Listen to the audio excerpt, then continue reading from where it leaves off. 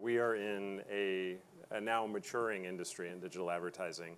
We're facing, the challenge together. We're really facing the challenges and opportunities of automation, like many industries are right now. That programmatic, and this is part of the reason we're trying to move away from the term. Programmatic is not a special thing. It is our flavor. It has been kind of our flavor of automation. It changes what we do. It changes how we do it. It's complicated. It's disruptive.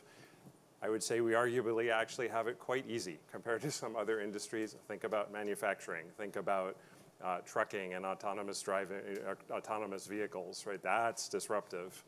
We have some nuances. We have some things to figure out together, and that's really what we're trying to do as in setting the stage that this is our version of automation and how we deal with it.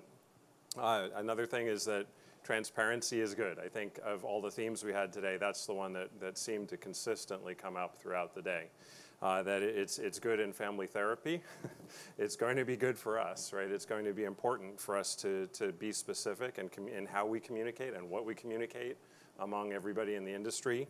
It's going to inform the right tools. We saw some of them already with whether it's blockchain or OpenRTB enhancements or many others that we saw today.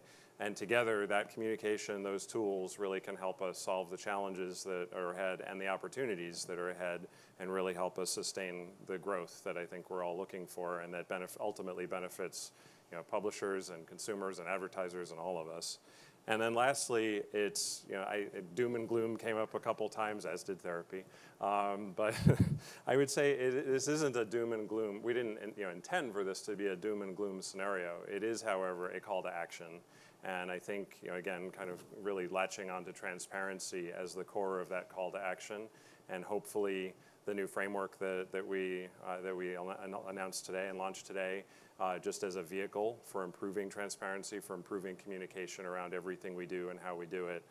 That's our goal, and hopefully that is helpful to everyone.